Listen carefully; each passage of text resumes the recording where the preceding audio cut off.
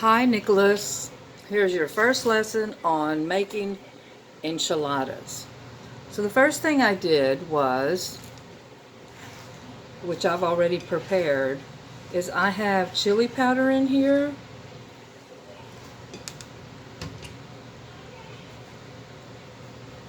chili powder,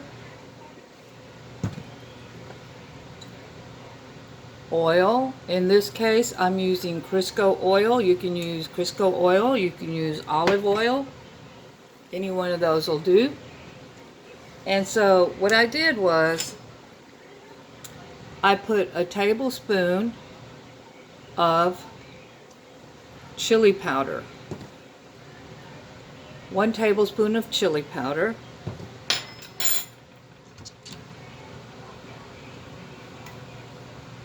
1 teaspoon of garlic salt. And since garlic salt already has salt, I don't add salt. The next thing I'm doing is, as you can see, the water, it's boiling already. So I also used 1 cup of water. So you want your stove to be between low and medium.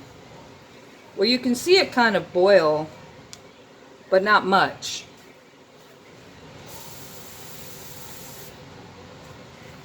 Also have a cup of water handy in case it starts to dry out. You see that? So I'll just keep it just a little bit at a time because you don't want to dilute this, because later this is going to turn into your gravy. Alright, so now what I'm going to do is I have corn tortillas. In this case it's 36. You can do as many as you want. So I'm going to take them out. Look how beautiful they are. We're going to do 1 at a time or 2 at a time. I'm going to get my plate ready right next to the pan. And I'm going to dip the first corn tortilla. Now turn the heat down to mostly low, but I want to put it on a little bit from low to medium. More low than medium, because you're going to see this tortilla will start getting really soft, and if you leave it in too long, then it'll start tearing into pieces. You see how pliable it is? So that's how you want it. So to the side it goes. Here goes another one.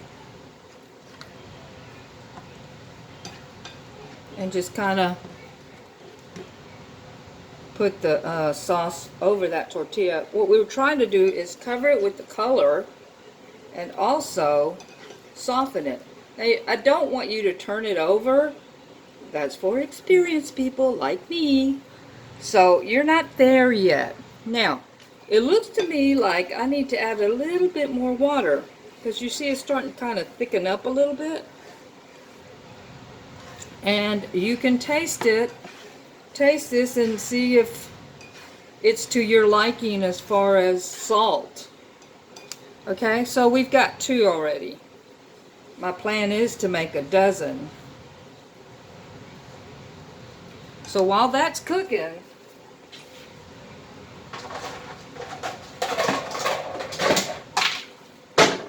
I'm getting my cheese ready, because we're going to want to roll them up fairly quickly.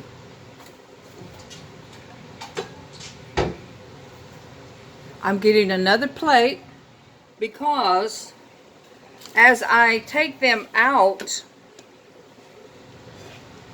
and place them on the plate, I'm doing like maybe 5 at a time, because we don't want them to stick together either while these other ones are softening up. Looks like I might have to add a little bit more water. Just gotta kind of test it out for yourself. But in the meantime, while that's cooking, I'm using this type of cheese. You can use any kind you want, but I recommend shredded cheese. So this one says Mexican Cheddar Jack. So I'm going to tear it open and put it in a separate place.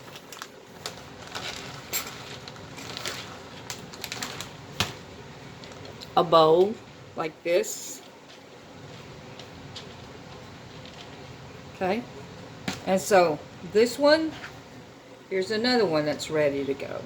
So for instructional purposes, I'm going to turn my pan off and show you what we're going to do next. Let me see if I can turn my camera around. Okay. So, here are the enchiladas we just dipped. Okay. So I'm going to take one. Well, we can do it from that plate. Here we go. This is so easy. Look at that. I'm just going to put this, roll it up nice and snug, and then place it on the other clean plate. And so here we are, rolling these up, placing them side by side on the next plate, and I'll show you that. You can put as much cheese as you want. Sky's the limit. But don't pile them up to the sky. And here we go. So, let me remove that and show you what we have. The next thing we're going to do is, the next step we're going to do is make our chili gravy. So let me turn this around. And now, turn the heat back on. And now,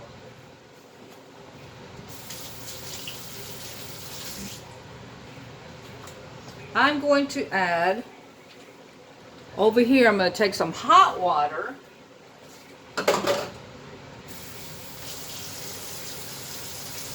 Some flour, white flour. And take some white flour. And I'm going to start off with a tablespoon because now we're making our gravy. And here is our, what do you call this thing anyway? Whipper? I don't know. I forgot.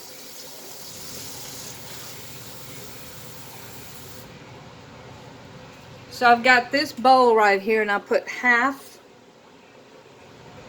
of that is water. I've got my pan on low to medium again, stirring it up. And now I'm going to get me like about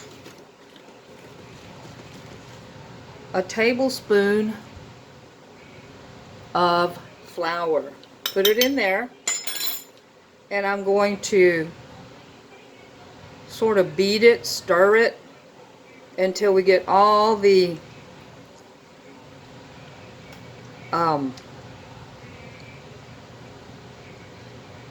bubbles of flour out. And you can see that they're gone by using this little whip. You could use this to whip the eggs, whatever. Just don't use it to whip anybody. Ha ha ha. Hee hee. You see? Okay, now, I think this is ready. We can put it on a little bit to boil, just a little bit, because this is going to happen really fast. Okay, so I'm going to start pouring this in here, and as we pour, we mix, because just like in a novel mystery story, the plot thickens, and so does the gravy. So you can get it as thick as you want or thin as you want. Right here it looks like, to me, you know, you let it kind of cook. Keep stirring so it doesn't get too thick. And this, what I'm going to do is look at it like this. If you want it that thin, that's fine. I'm going to taste it. Yep, tastes really good. So I think what I'm going to do is add a little, the whole thing, actually. because I want it thicker. So I might want to turn up the heat just a little bit. And we'll watch how it starts boiling. Getting some boiling bubbles here in just a minute. You see them? I'm not going to leave that beater in there for very long.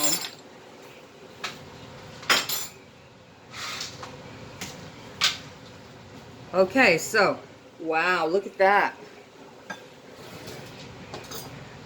As you can see, look, it's thickening. See how it's thickening? That's Marvy. Short for marvelous. Alright, I think I got it how I want it. So I'm going to turn the heat off. And I'm going to take it off the top of the stove. I'm going to place this just real quick, like, so just for, again, for instructional purposes. The plate is on top of the heated element. So what I'm going to do is kind of spread this. You definitely want to get those edges, because you don't want, once you put them in the oven or your countertop oven, you don't want them to dry out. And this is about the last step. I always start at the edge. You know, my mom used to work at a Mexican restaurant for a little while, pretty famous around here in Lamarck, Benito's, and she learned, and we learned from her. So this is the way the restaurant usually do it, or they did back when I was growing up. So here we go. Look at all that beautiful cheese. And so in a little bit, I'm going to pop it into my oven.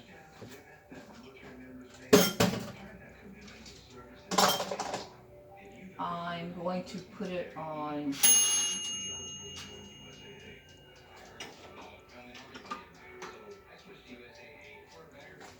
I'm going to put it on 350 degrees. I'll bring my phone as we go. Here I go. Putting it into the oven. Push it back. And I have the oven set at 350 for about, I'll put 30 minutes. But since this is glass and you can see what's going on, then you decide how much you want that cheese to melt. Bon appetit, muy delicioso, que tengas un buen día y buen provecho. From Grandma Coco, your grandma. I love you, Nicholas. Bye-bye.